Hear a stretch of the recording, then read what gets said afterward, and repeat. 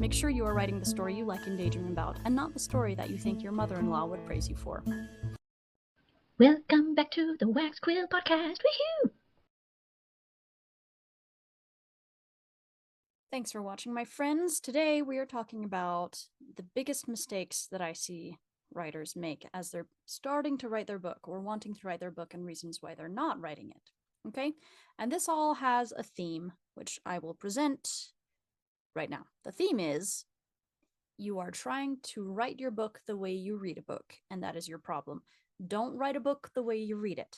Okay? How do we do that? Let me get into these 10 things you shouldn't do. Number 1, don't obsess over your title. As a reader, you choose a book and the first thing you see is the title, right? That's not what you need to worry about. You're trying to write your book, don't worry about the title. The title will come later, okay? You're not reading your book, you are writing it. You don't need to worry about the title until you're finished writing the book. If it comes to you during the process, great, but don't put aside the writing, the actual work, until you have a title. You don't need the title yet, just write the book. You'll be fine, okay? Number 2, you're obsessing over the opening line. Again, you pick a book off the shelf, you look at the title, it looks great, you open it up, and the first line you read is supposed to pull you in. Well, if you're working on your first draft, you don't need to pull anyone in yet. You can do that later. That's in the editing phase of writing. Right now, you just need to get your ideas onto the page. Okay, so don't worry about the opening line, just write your book. And as you write it, you'll know what the opening line should be, same as with the title. Number 3, worrying about the publishing process. There was a writer I was talking to a while ago, and he was like, I'm gonna be a best-selling author. It's my future, but I just can't decide what publisher I should go with yet. And I was like, oh, sweet, I didn't know you'd written a book. He's like, oh, I haven't yet. Yeah, I haven't written my book yet. I need to decide on what publisher I should go with first. And I wanted to smack him. Don't worry about the publishing. Write your book. Are you seeing a theme here? Yeah, write your book first. Okay, next. You're worrying about how marketable your book is. Okay, now this one isn't quite as simple as the others, except it kind of is. You don't need to worry about the marketability of your book unless you're already a published author, okay? If you're trying to write your very first book, newsflash, it's not going to sell well, and that's okay, unless magic happens and your fairy godmother blesses it for you. But you don't need to try to market your first book. Your first book is for you to learn how to write, okay? Everything's going to be fine. Don't worry about how marketable it is. Just write it, have fun with it, enjoy it, and then write another book and try to publish that one maybe. Or if you're worrying about marketing your first book and that's stopping you from writing it, don't worry about marketing it. You can consider the marketing process after your first book is written, okay? Probably after you send it to an editor and see all the things that they're asking you to change or advising you to change. You can hire them on Fiverr. That's what I did. Anyway, there's that. Moving on. Number 5. I've heard this before, and same thing as always. I can't write my book because I'm not sure what my character looks like. I want the love interest to be strong and handsome and daring and like a warrior guy, but I just can't picture him in my head yet. That's okay. That's just fine. I'm certain I'm not alone when I say I've yet to really visualize any of my characters completely. So if you're feeling like, oh, I have to know what he looks like, it's relevant to the plot. Okay, so as you're writing your first draft, every time you need to add a description that you haven't come up with yet, add like 3 stars and then continue on. And then as you're going through with your second draft, you'll have a better idea of what's needed in the character's looks. You can, as you're writing your story, you can have a little notepad next to you. Oh, he needs to be taller than 6 foot. Oh, he needs to be on the heavier side. He needs to be, I don't know, his hair needs to be the same color as the king's or whatever. Okay, write those down, and then once you're finished with your first draft, you can go back. You'll be changing everything anyway, and you can just add those details in. Okay, don't stress over it yet. Just write your book. Number 6, worrying about agents and publishers. So this goes back. I've also had people say, oh, yeah, I'm worried about publishing because I'm afraid of agents, and I've looked into lots of agents and I haven't found one that I really want to send my book to. So I'm going to find out which agent I should send my book to first and figure out what kind of book they want, and then I'll write it and then I'll send it to them. No, don't do that. Yeah, you will be wasting your time and causing yourself suffering for no reason. Don't do it. Don't worry about agents yet. Once your first draft is finished and you're editing, you can worry about researching some agents, okay? Don't worry about it yet. Are you seeing a theme here? Just write your book. Okay, once again. Number 7, worrying about your book cover. Book covers are so much fun, and I cannot accurately express, though I bet you can imagine without my expressing it, how excited I am for the covers of my own books that are not yet done. But I'm not obsessing over them yet, okay? And neither should you. I said this before I really got into writing, and I would say, oh, I read books and they describe a character a certain way, and then you look at the cover and they look completely different. And that's one of my pet peeves, and I hate it when they do that. How hard is it to recognize the description of the character? It's in the first paragraph, the second chapter, and just make a picture of it. How hard? Well, apparently it's hard for some people, but that shouldn't stop you from writing your first draft, okay? Put those fears, those anxieties aside, okay? Don't worry about it. Get to that problem when it comes. All right, moving on.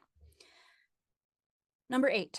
Oh, I keep trying to write my first draft, but nothing I write is feeling the way I want it to feel, so I just keep deleting it and starting over. Why are you doing that to yourself? I understand exactly how you feel. I do. I do. But you erasing your work is not helping you in the slightest, okay? I know that right after you write something, it sounds horrible and it's not the way you imagined it. Leave it alone. Don't touch it. Don't scratch it out.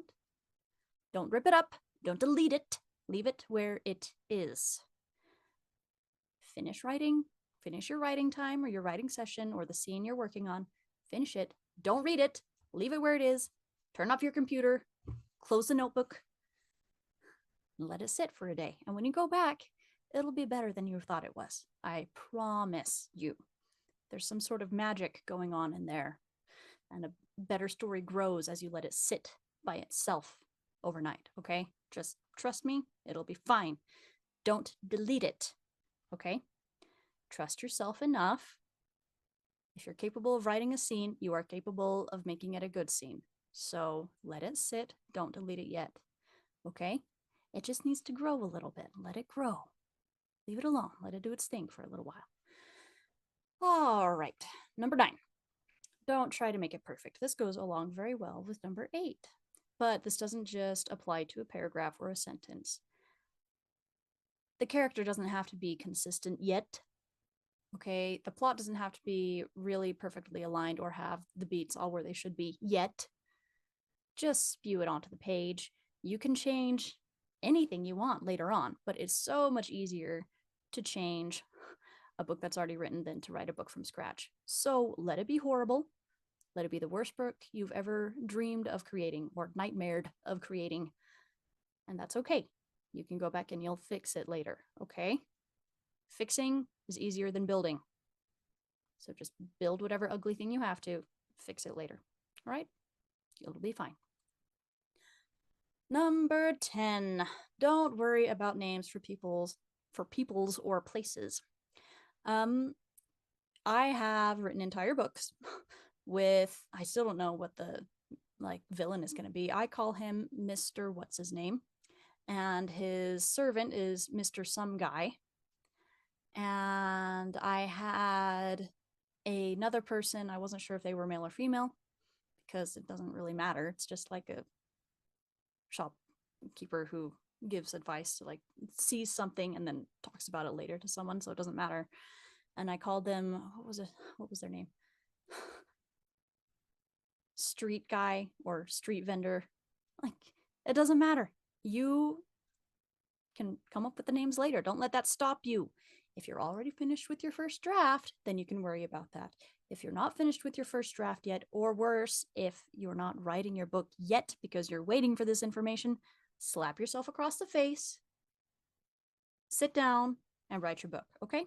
You can even say villain. Villain got out of the carriage, looking into the sky, his evil hands arched together. Anyway, don't do it. Moving on. Here are things you should do instead.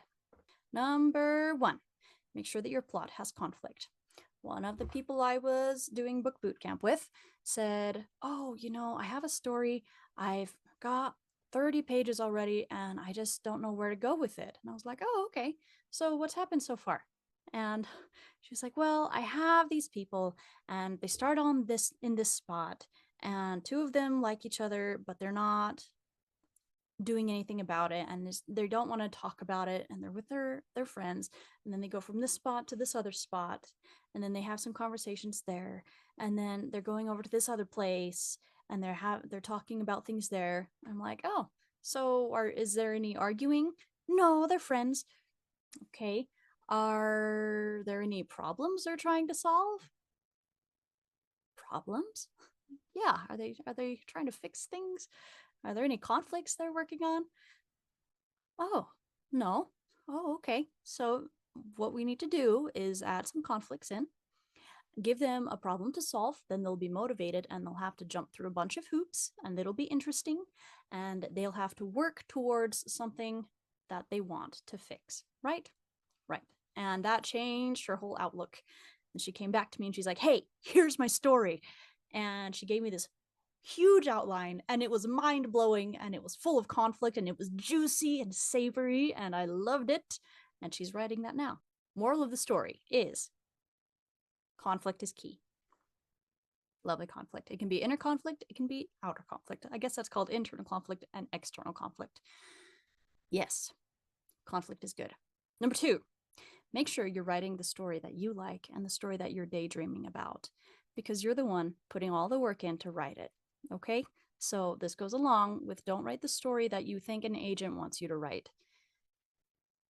Write your story because you need to tell your story. It's swimming around in your mind because it wants to be told. And you will enjoy much more the process of telling your own story than trying to please someone else because you can never please someone else. It's a bottomless pit trying to please other people. So don't even try. In fact, here's what I wrote on the notes for that one. Make sure you are writing the story you like and daydream about, and not the story that you think your mother-in-law would praise you for. For those of us who have mother-in-laws, you know what I'm talking about. Write your story, okay? Next, don't be afraid of putting too much of yourself into your characters. I used to feel really reserved in the ideas and the pains that I was putting into my characters because I thought, "Oh, I have so many, these are such great ideas. They're so deep. They're so dear to me. I don't want to use them all on one book because I want to write lots of books. And if I spend all of them now, I won't have them later." Turns out ideas and passion and creativity are not a currency. They can't be inflated. Ha ha ha ha. And you can't spend too much. As you use it, you will find more. Okay? It's like planting seeds. And those seeds grow and they produce more seeds for you to plant. All right? I know you're very excited about this handful of seeds that you have. If you plant it, you will produce more seeds. Okay? So don't be afraid of using up your ideas. You'll come up with more. You are very creative. It'll happen, I promise. All right, last one. Keep a note next to your notebook or next to your computer with all the doubts that you're having about your story and points of things that you need to change so that you can change them later on. Okay? So if you're worried that, "Oh, opening is super long, really boring, I think I need to condense it," period. Draw a line underneath it, zhink, and that's a second draft problem, okay? Leave it for the second draft. You can write, "Oh, I don't like main character." She's too negative. I don't like her. I need to make her more positive. Period.